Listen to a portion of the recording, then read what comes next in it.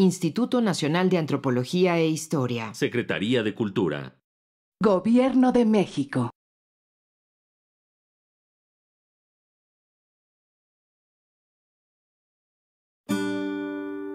Su sustancia está hecha de evocación, recuerdo, rememoración y de lo que toma del porvenir.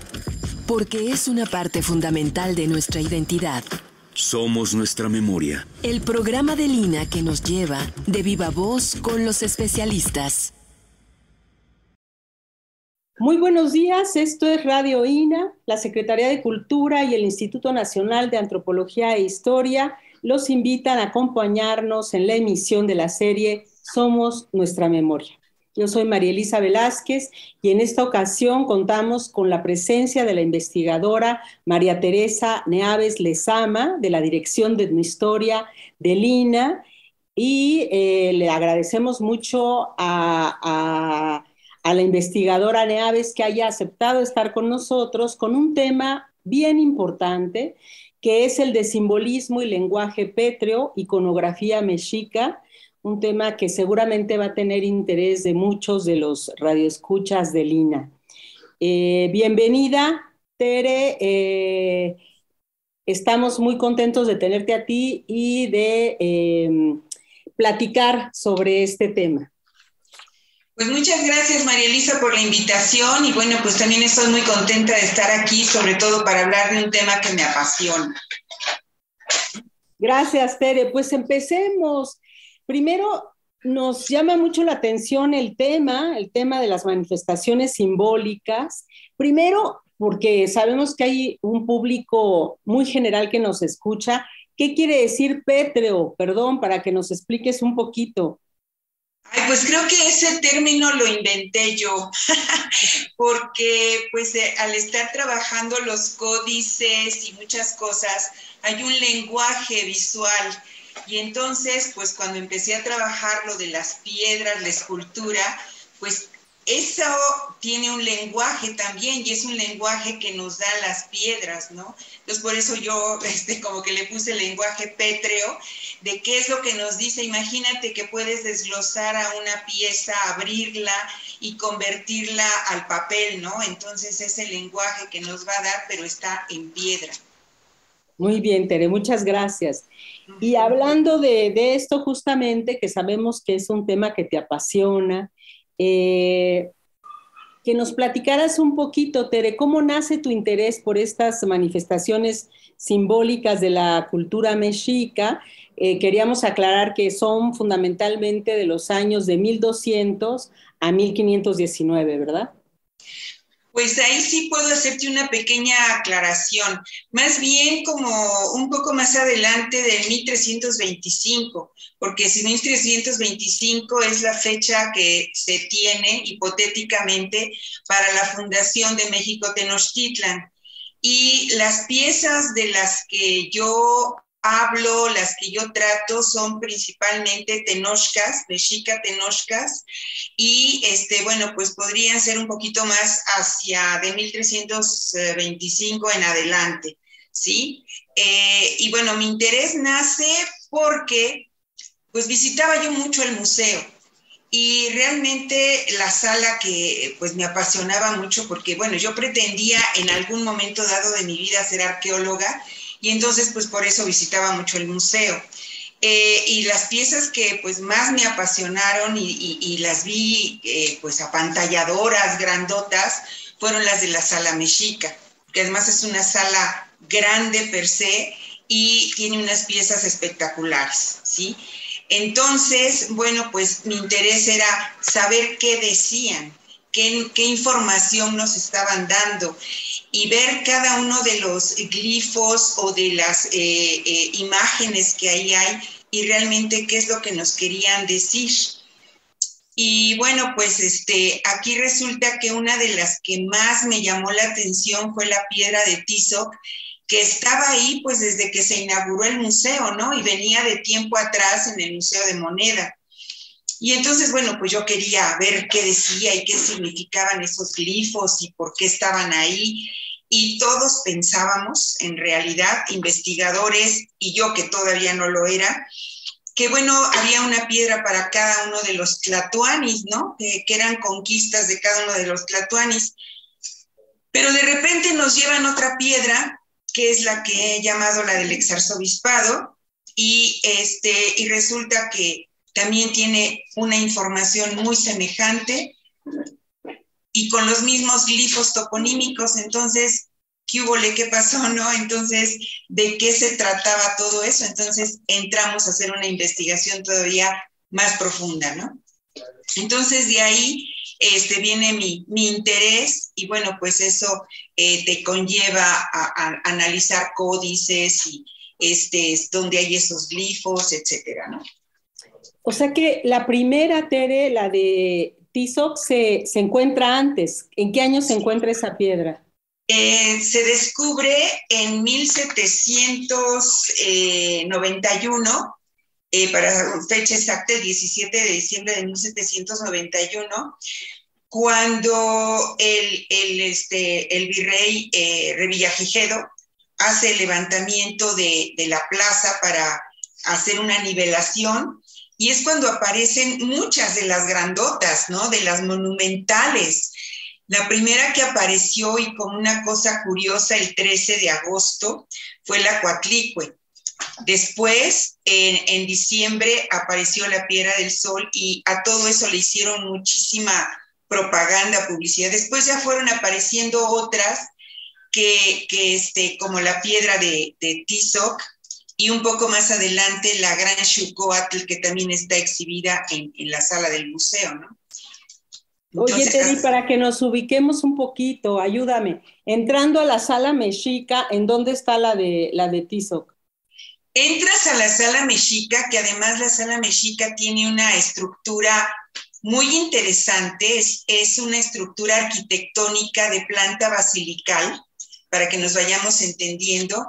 Entonces tú entras y hay una plataforma en blanco, en mármol blanco, y luego tenemos hasta el fondo la Piedra del Sol, ¿sí? Sobre un altar también en blanco, sería como el ábside o el altar mayor.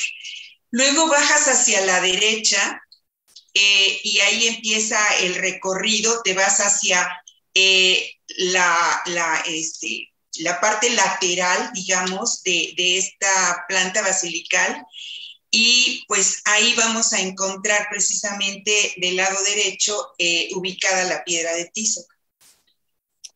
Perfecto. Y, o sea, en la época de los Borbones, ¿verdad? Se descubre sí. La plena época de reformas borbónicas y me imagino que había ya una preocupación arqueológica, ¿verdad? Por los restos. Claro, sí, incluso cuando la descubren estaba boca abajo, y entonces, pues no sabían realmente qué era. Llaman a un especialista, ahorita no recuerdo bien el nombre, no sé si era León y Gama, pero bueno, lo llaman, y entonces la voltean y ven que hay una serie de jeroglíficos y de cosas, y entonces en ese momento la bautizan como la Piedra de los Sacrificios. Entonces desde ese momento se le empieza a concebir como una piedra de sacrificios, pero había que estudiar más qué tipo de sacrificios, ¿no? Y bueno, ¿y dónde estaba originalmente? Pues no se sabe. Claro. Y la del arzobispado, esa se descubre posteriormente. Muy posteriormente, la del exarzobispado se descubre el 1 de julio de 1988. Y ese descubrimiento es muy bonito porque cuando empiezan a hacer los arreglos de los edificios antiguos coloniales del centro de la Ciudad de México, pues se meten con este edificio de lo que sería el arzobispado, el antiguo arzobispado, que ahora es algo de la Secretaría de Hacienda, y bueno, empiezan a trabajar porque estaba, verdaderamente hay fotografías donde es una cosa espantosa, ¿no? Todo tirado, todo los cuartos muy, muy maltrechos. Y bueno, excavando, obviamente, encuentran, hay una fuente en el patio, y remueven la fuente para arreglar el piso y, oh sorpresa, abajo de la fuente se encuentran precisamente a esta piedra. Y a diferencia de la de Tizoc, esta se encontró in situ. Entonces es algo extraordinario, porque incluso tenía una cuña que la levantaba un poquito para poder enderezarla y que tuviera su orientación que debía tener, ¿no? Y bueno, pues al hacer un hallazgo arqueológico empiezan a hacer mucho más trabajo arqueológico y de rescate con este grupo de trabajo arqueológico de la Ciudad de México. Y bueno, se encuentran con que pertenece a un templo, se encontró en la parte lateral de una escalinata, bueno, al pie de una escalinata, en una parte lateral de la escalinata del templo de Tezcatlipoca. Entonces, por eso también a esta pieza se le llamó en un momento, porque esta ha tenido muchos nombres también, más que la de Tizoc. Esta, por ejemplo, también le llamaron la piedra de Tezcatlipoca, ¿no? Pero bueno, habría que ir viendo por qué se le van dando estos nombres y por qué van cambiando poco a poco, ¿no? Claro. Oye, Tere, pues fascinante, ¿no? Porque es casi un trabajo, digo, el trabajo de los arqueólogos, de los historiadores, incluso de los antropólogos, de los etnohistoriadores, por supuesto, es casi un trabajo de detectives, ¿no? Así es.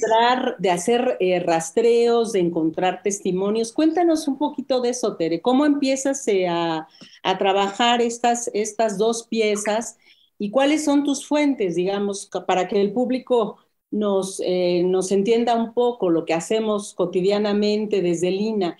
¿Qué tenemos que ir trabajando para encontrar los significados, como es tu tema, de estas dos piedras?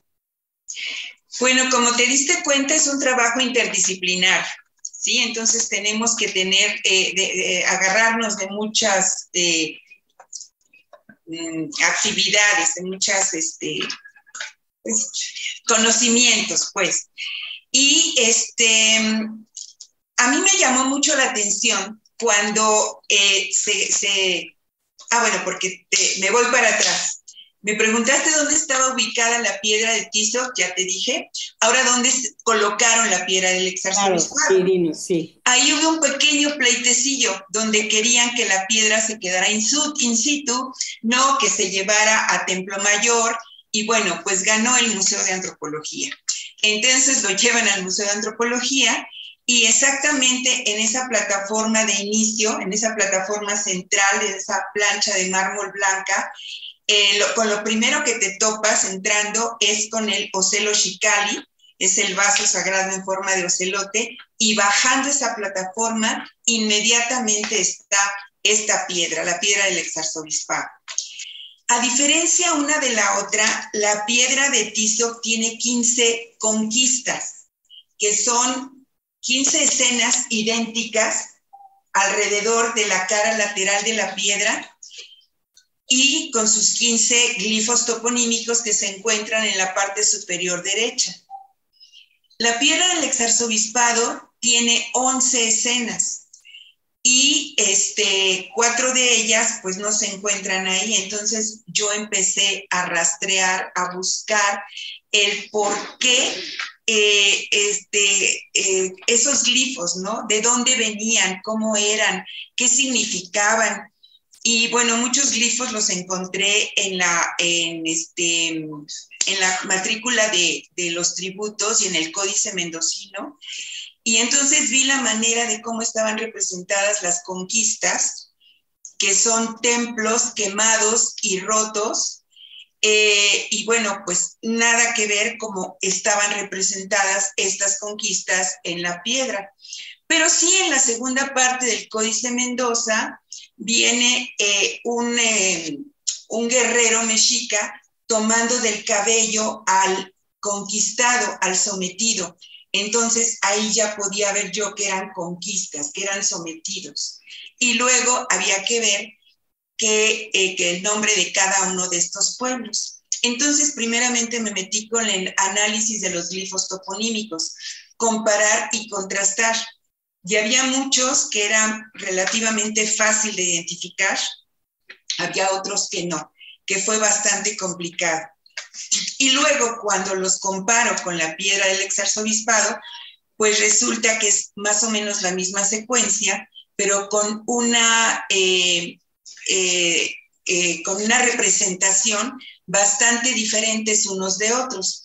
Por ejemplo, el glifo de Tlatelolco es muy diferente en la piedra de Tizoc, y ahí en la de Tizoc se encuentran muchos códices con este tipo de glifo, mientras que la del exarzobispado es única.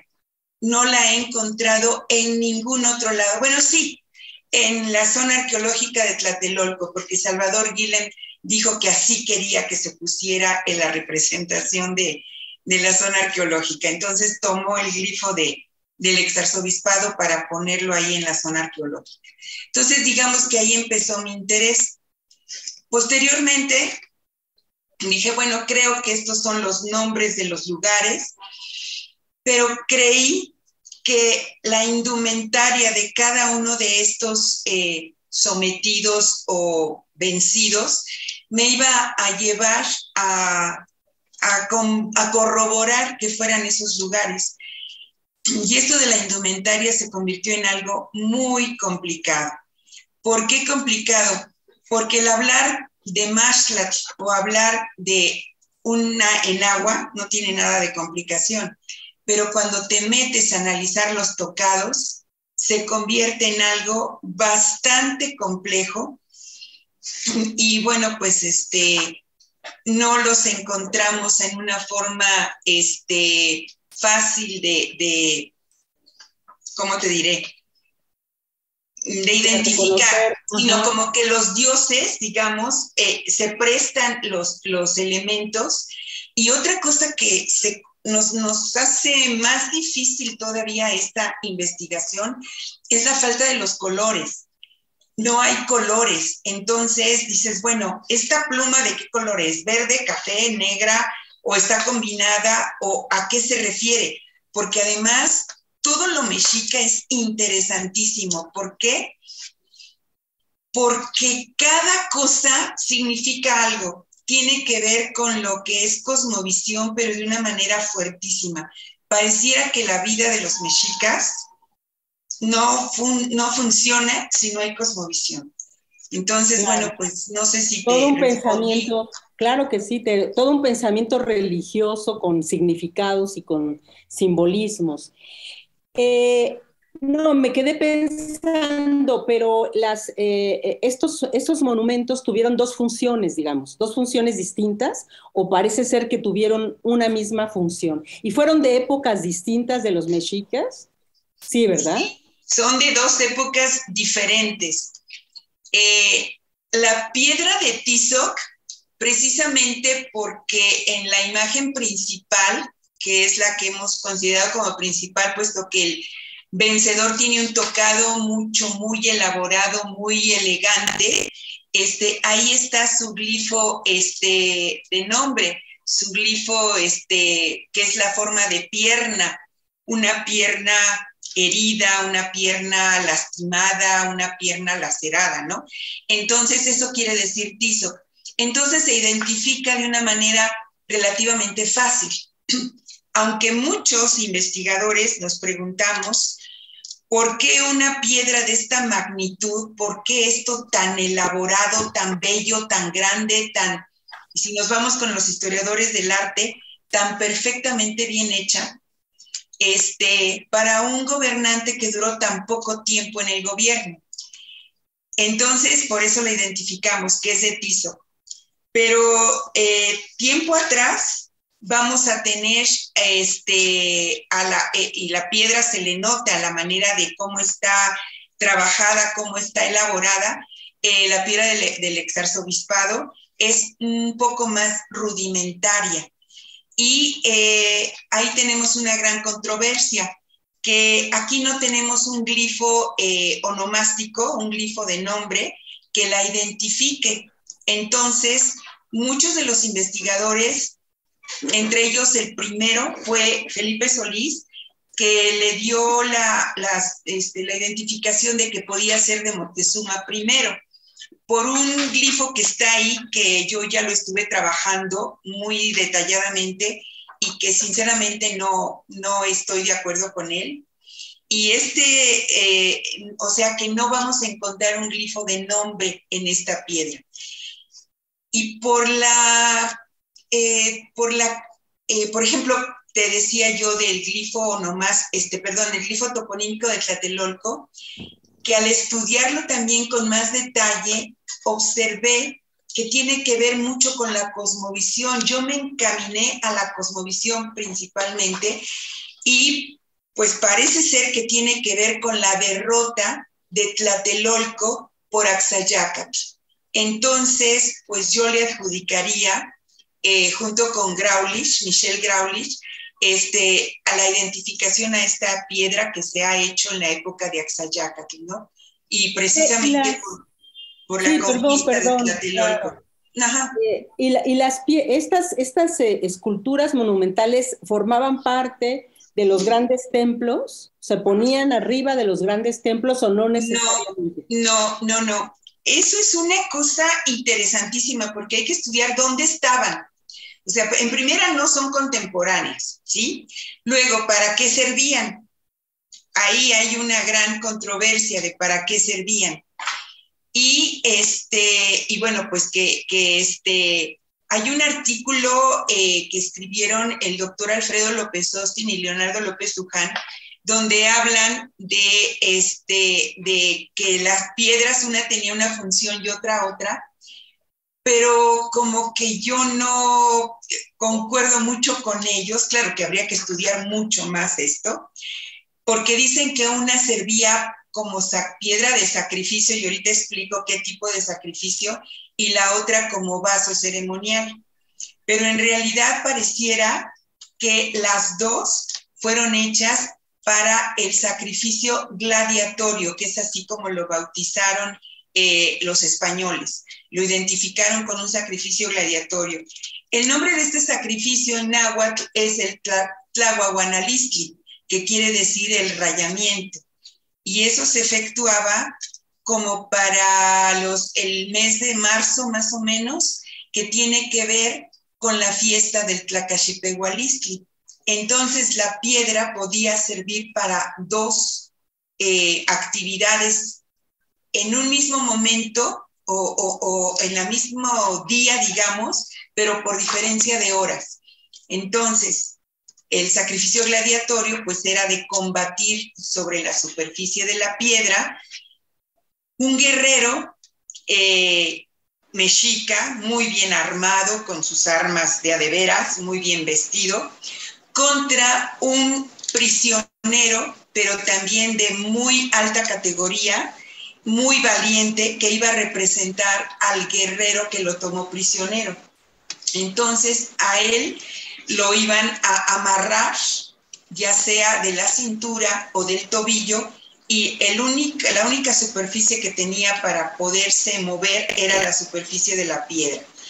Y se le llama el rayamiento porque con el arma que tenía el verdadero guerrero, el mexica, pues, con las verdaderas armas, lo rayaba, dijéramos, lo lastimaba y le hacía heridas como rayamientos de navajas.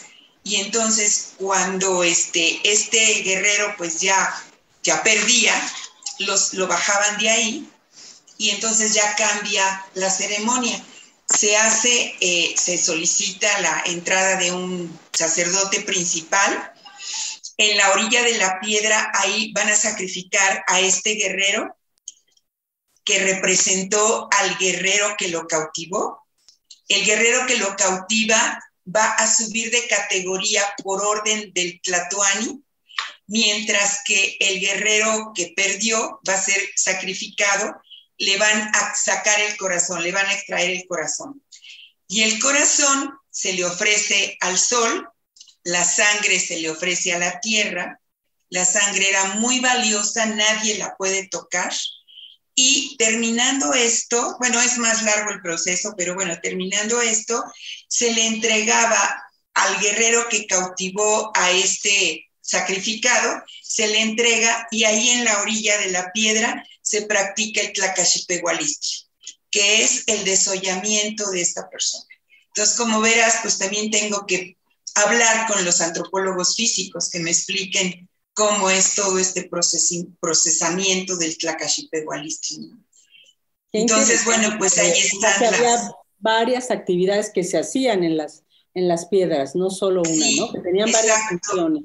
Exacto, y bueno, ahorita una de mis líneas de tratar de seguir investigando esto es cuándo se mandaron a hacer y por qué estas tan grandotas, porque se han encontrado piedras para este tipo de sacrificio desde épocas anteriores y en otros lugares. Las tenemos representadas en códices como piedras muy chiquitas, simplemente como para que no se pudiera mover el prisionero, y las tenemos en códices mixtecos, por ejemplo, las tenemos también en piedras hacia el Golfo de México. Entonces, bueno, son piedras mucho más chiquitas. ¿Por qué estas tan grandotas? ¿Por qué se mandaron a hacer así? Y sobre todo esculpidas con tantísimo detalle, ¿no? Maravilloso, Tere. Estaba viendo, leyendo la temática, que tú has trabajado a estudiosos como Seller, Orozco Iberra, Peñafiel, y que han analizado o que han trabajado la piedra de Tizoc. Pero digamos, ellos hasta dónde habían adelantado y que tú nos has ya empezado a decir como lo nuevo que estás tratando de investigar, pero ellos qué adelantaron, digamos. Ellos, por ejemplo, vieron que eran por ejemplo, de Tizoc, porque era la única que vieron, que eran las 15 conquistas, identificaron a su manera los glifos toponímicos. Incluso tengo un cuadro donde veo las diferencias de lectura de cada uno de ellos. Unos dicen una cosa, por ejemplo, unos dicen Matlatzinco, otros dicen Matlatlan, unos dicen Tochpan, otros dicen Tochtlalpan. En fin, hay que ver ese tipo de detalles, ¿no? Entonces, ellos trabajaron sobre eso principalmente. Y bueno, y una iconografía, digamos, muy, muy suave, únicamente diciendo el guerrero que le está jalando el cabello al prisionero y que el prisionero lleva en su mano un atlatl y unos dardos, que hay 2 mujeres presentes ahí representadas, algo muy, muy, digamos, sencillo, ¿sí? A donde me metí yo más, dije, bueno, eso lo tomo de lo que ellos ya han hecho, lo trabajo como una descripción preiconográfica, lo trabajo, puedo añadir un poco más y vamos a trabajar más sobre los glifos toponímicos, ¿no? Entonces, ellos, digamos que hicieron una descripción preiconográfica de las piezas, ¿sí? Y en la parte superior es un disco solar. Entonces, hay muchísimas representaciones chiquitas, más grandes, de discos solares, ¿no? Y bueno, pues la más grandota es la piedra del sol. Claro, pues bien interesante. Estamos platicando con la investigadora María Teresa Neaves Lezama. Les recordamos que en esta ocasión el tema es simbolismo y lenguaje pétreo, iconografía mexica, y contamos con la presencia, y lo estamos disfrutando muchísimo, de María Teresa Neaves.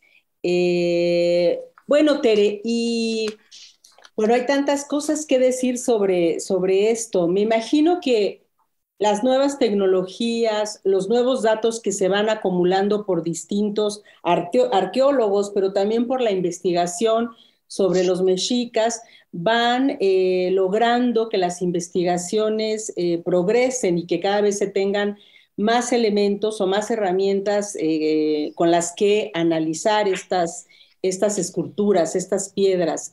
¿Nos podrías hablar un poquito de eso? Hay, además de lo que tú haces, hay nuevas formas de de tecnología para detectar fechas, para sacar, por ejemplo, lo que tú nos contabas de los colores, que se me hace también fascinante, saber qué colores había, algunas otras cosas sobre eso.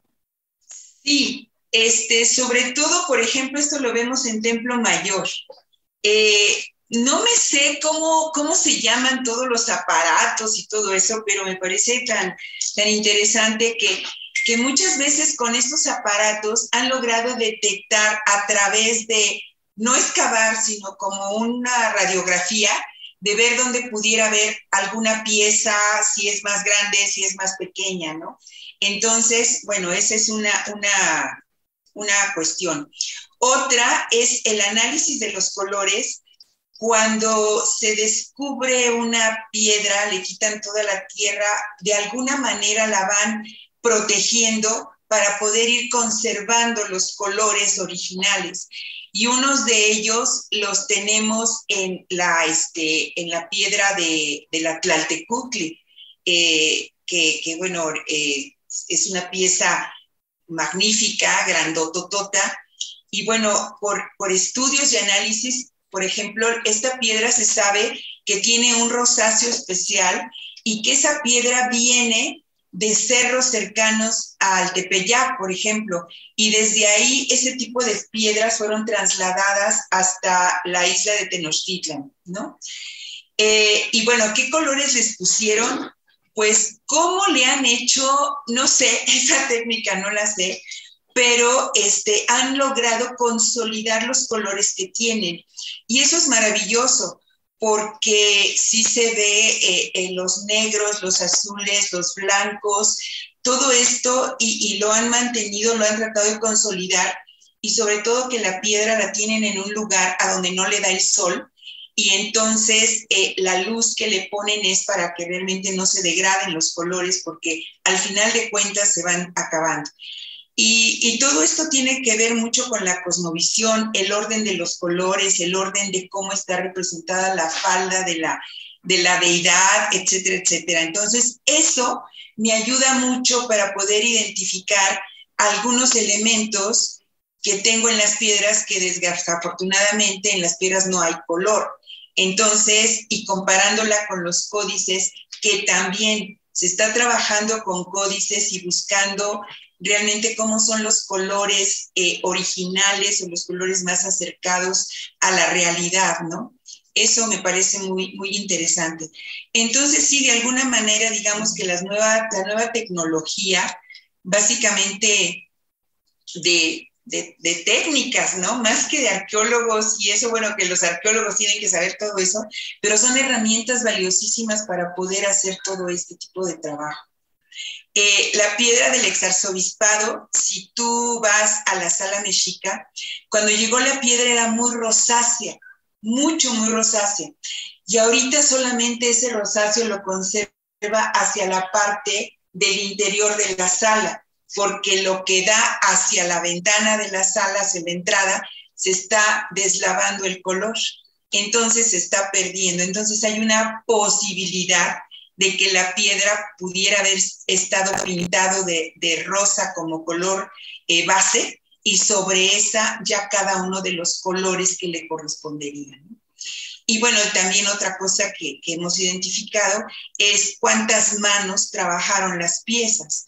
Entonces se puede ver que en la piedra de Tizoc es muy uniforme todos son muy parecidos, muy igualitos, como si los hubieran calcado y los hubieran puesto igualitos, mientras que la del exarzobispado no. Hay uno muy gordito, cachetón, que me cae bien, pero hay otro muy, muy fino, muy delgadito, con una nariz, bueno, que si dices, bueno, es el tipo físico de los mexicas, pues no, es el tipo físico que le dieron los escultores porque así le salió, ¿no?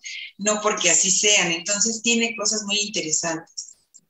Ahora, Tere, por ejemplo, todas esas pinturas y esos diseños se realizaban por artífices especializados, ¿verdad? O sea, había personas que desempeñaban estos oficios en la sociedad mexica, ¿no? Así es. Esto también es muy interesante y también es otra cosa que pretendería yo trabajar. El tlatoani es el sacerdote y es el gobernante.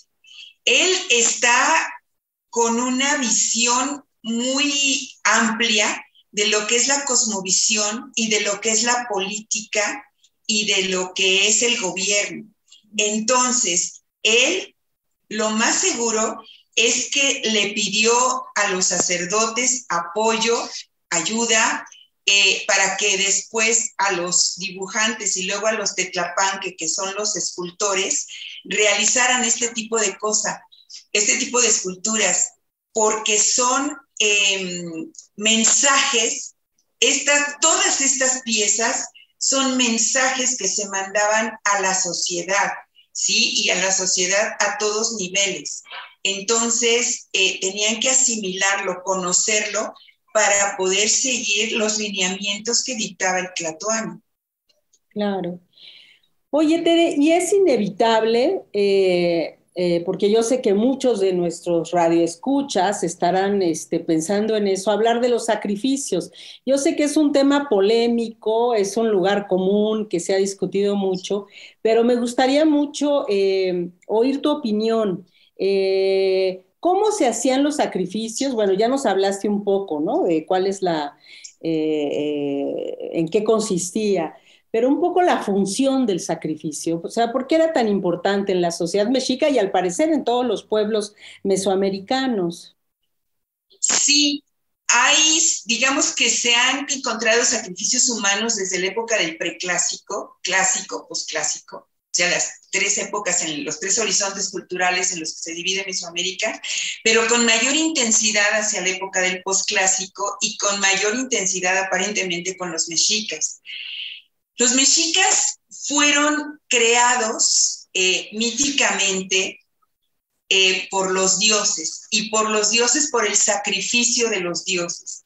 Entonces, al haberse sacrificado los dioses, que a diferencia de los hombres, los dioses no mueren, pero sí se sacrifican, entonces ellos tienen que retribuirle al dios con sangre y con corazones, que es con lo que viven digamos, nosotros vivimos gracias a la sangre y al corazón.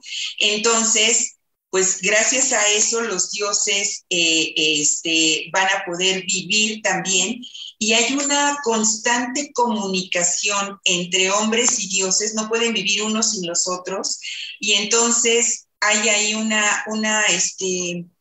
un vínculo muy fuerte entre ellos, y entonces por eso es el sacrificio humano, porque hay que alimentar a los dioses. Por ejemplo, la sangre, que te decía ya hace un momento, la sangre es un líquido valiosísimo, importantísimo, y nadie lo puede tocar. Entonces, la sangre derramada ahí se queda, pero ¿cómo alimentaban a los dioses? Tomaban la sangre de los sacrificados en algunos recipientes, y luego con algunas pajillas se los ponían en las bocas a las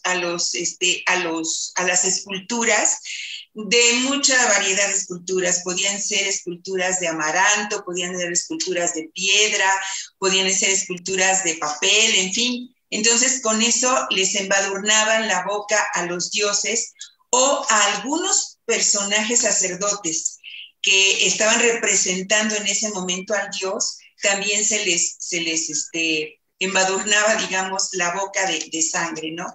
Y era algo muy, muy importante. Pues para nosotros sí nos horroriza, obviamente es algo que no me gustaría. Por ejemplo, platicaba el otro día con unos colegas acerca de qué época me gustaría regresar o ver, y dije, por supuesto, conocer esta para saber qué pasaba, pero yo escondida, que nadie me viera, porque qué cosa tan horrible de poder ser tomada como para sacrificio, ¿no? Las personas no es que levantaran la mano y dijeran, yo quiero ser sacrificado, pero sí sabían cuál era el destino, y sus destinos, por ejemplo, los sacrificados o muertos en combate, según los mexicas, el destino que tenían es acompañar al sol en su tránsito.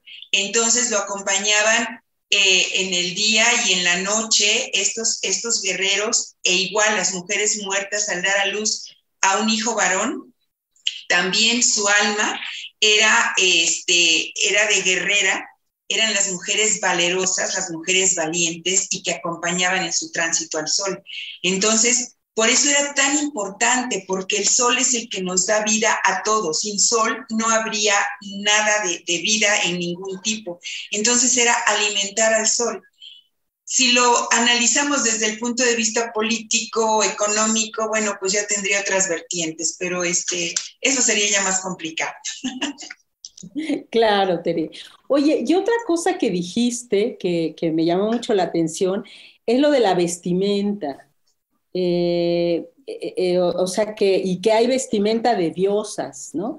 El papel de las diosas en la cosmovisión mexica y el papel de la vestimenta, porque también creo que en la época virreinal, ya después de las conquistas, las vestimentas siguen ocupando entre la sociedad novohispana un lugar destacado.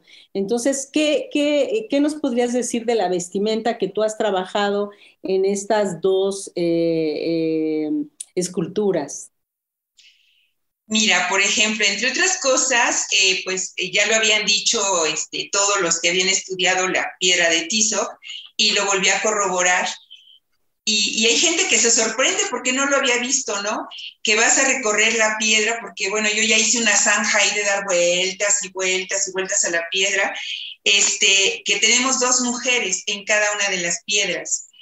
Y ellas están vestidas de una manera como se vestían las mujeres en la época prehispánica, obviamente, que era una enagua y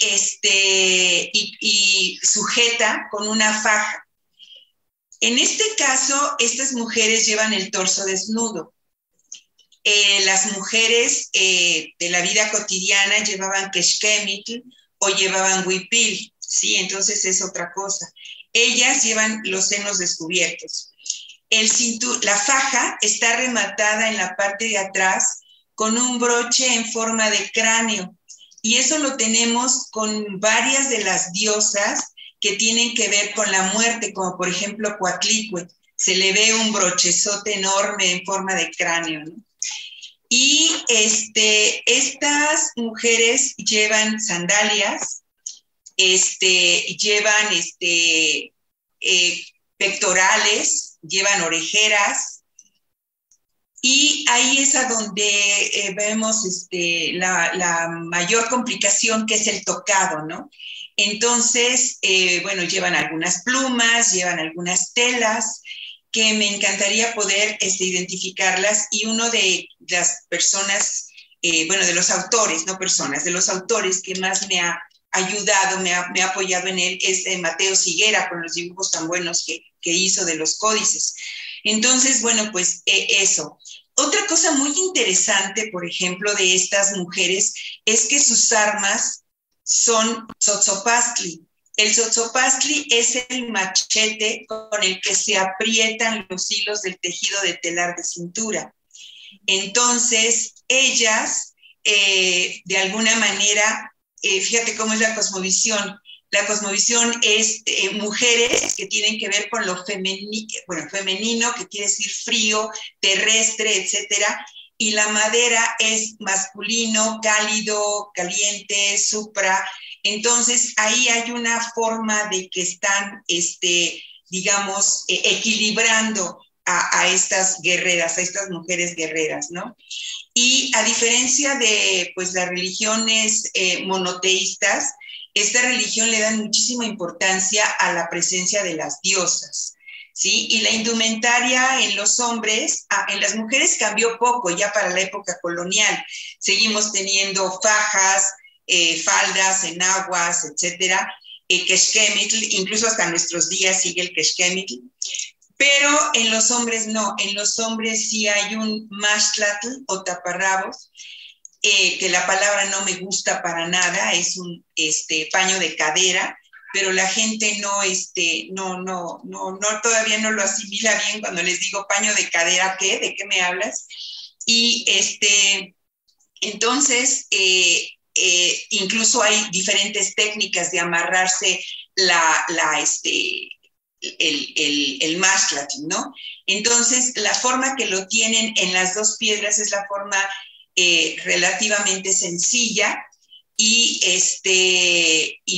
poco elaborada. Y digamos que únicamente algunos llevan brazaletes, llevan pulseras, llevan ajorcas, y bueno, el tocado vuelve a ser muy elaborado. Y cada uno de ellos, su tocado es diferente. Las plumas es algo que sobresale muchísimo, ¿no? Entonces, bueno, pues, y poco a poco voy encontrando detallitos interesantísimos. Por ejemplo, en el vencido de Tlatelolco, en la piedra del exarzobispado, su orejera es una pata de venado. Entonces, yo me pregunto, bueno, ¿y por qué está esta pata de venado aquí? ¿Qué tiene que ver?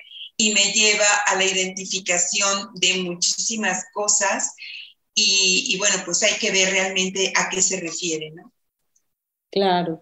Oye, y por ejemplo, la etnografía, porque estaba pensando, cuando uno va a las comunidades indígenas, que ve la variedad de vestimentas que tienen, por ejemplo, huipiles que son solo para el matrimonio, que son huipiles que solo se usan para ciertas ceremonias, pues es una tradición que viene de esas culturas mesoamericanas, ¿no? Y que muchas veces se puede aprender desde la parte prehispánica, es decir, desde estos restos que son obras antes, que se desarrollan y que se conocen y se estudian y que estuvieron antes de la conquista, ¿no? Sí, pero digamos que esta indumentaria no aporta nada a las comunidades indígenas actuales. Realmente no tienen nada que ver unas con otras.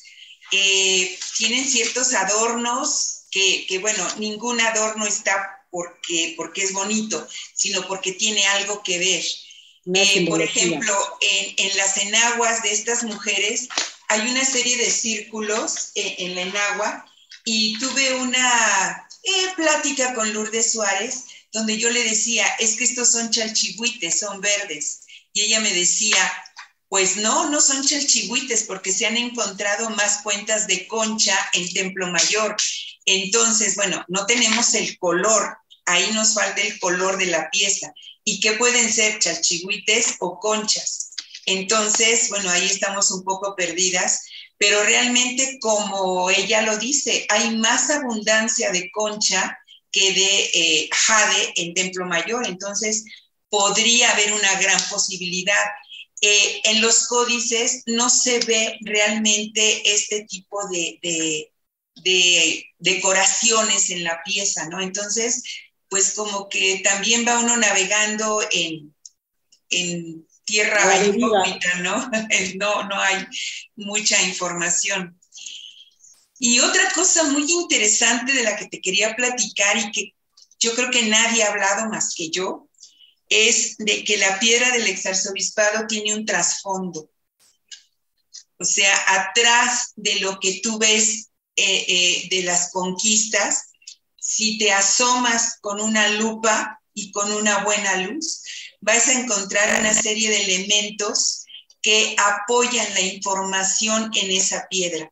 Sobre todo que es una piedra un poco más blanda en la escultura, por eso se pudo realizar este tipo de trabajo, mientras que en la piedra de Tizoc no lo tiene.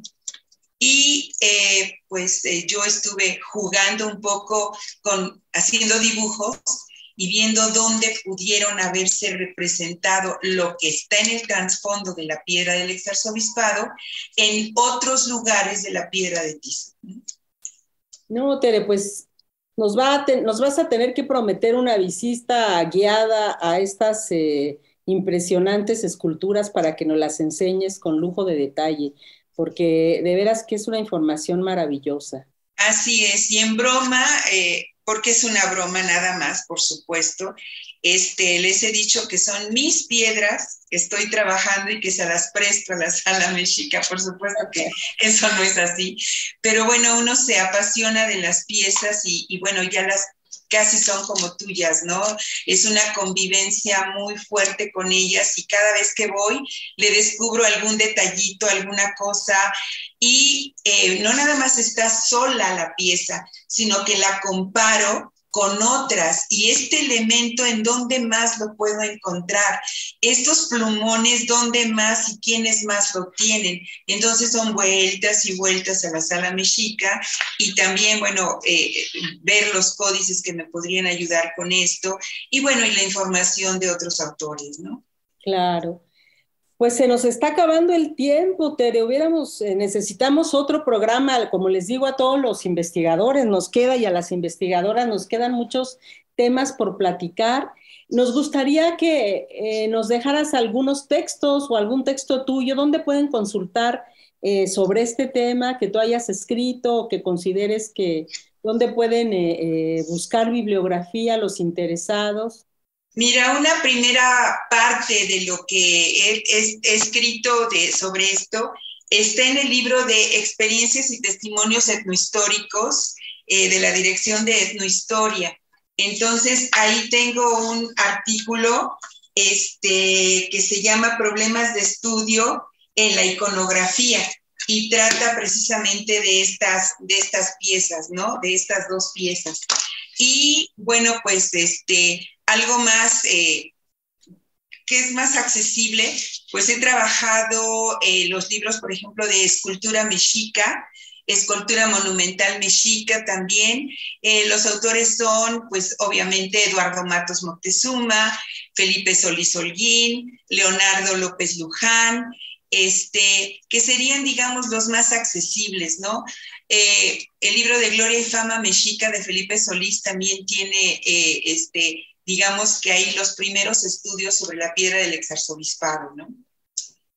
Muy y bueno, muchas semejanzas y muchas diferencias.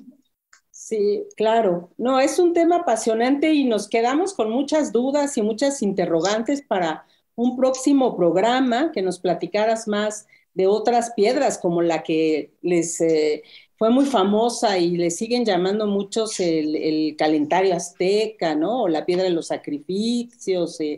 Pero bueno, podemos después hacer otros programas también para que nos cuentes de tus nuevos hallazgos en este tema y otros que te preocupen en el futuro. No sé si quieres agregar algo, Tere, sí. Pues ahorita lo que estoy trabajando es que una me lleva a la otra. La piedra de las piedras de Tizoc y del exarzobispado no tenían un símbolo de guerra, por ejemplo, ¿no? A pesar de que hablan de batallas o hablan más que de batallas, hablan de vencedores y vencidos, porque hubo una guerra contra ese pueblo, ¿sí? Y bueno, al no encontrarla, dije, bueno, pues ¿dónde tenemos el símbolo de guerra? Pues lo tenemos en lo que Alfonso Caso le llamó el Teocalli de la Guerra Sagrada, con el glifo de Atl-Tlachinoli, agua hoguera o agua, cosa quemada, y que ese es el símbolo de la guerra. Pero eso lo vamos a encontrar tiempo más adelante. Para esta época de las piedras de las que estoy hablando, todavía ese símbolo no lo vamos a encontrar hasta más adelante. Entonces, bueno, pues ahorita ese es mi tema de investigación y pues bueno, pues hay mucho que decir y todo son hipótesis, porque bueno, pues es lo que cree uno que podría ser y se ayuda uno de toda la interdisciplina, ¿no? Pues muchas gracias, Tere. Hemos estado muy contentos de tenerte en este programa y de conocer a través de estas entrevistas, de estas charlas, las actividades y la labor de investigación que desarrollamos, en particular en la Dirección de Etnohistoria del Instituto Nacional de Antropología e Historia. Así, María Elisa Velázquez, su servidora, a nombre de Radio INA, doy por terminada esta emisión que fue posible por la generosa participación de María Teresa Neaves Lezama. Gracias a nuestros escuchas por su atención. Les sugerimos consultar más de nuestra producción a través de radio.ina.gov.mx y de nuestras distintas plataformas digitales en YouTube y Spotify. En la producción, la Coordinación Nacional de Difusión, a través de la Dirección de Producción Audiovisual con Ana Galicia y la Subdirección de Radio con Gabriela Marentes. Realización y grabación, Evanibaldo Morales. Edición, Rubén Martínez. Apoyo, Marta Hernández, Paula Abedoy y Jerónimo Cuevas. Hasta la próxima y muchas gracias. Muchas gracias.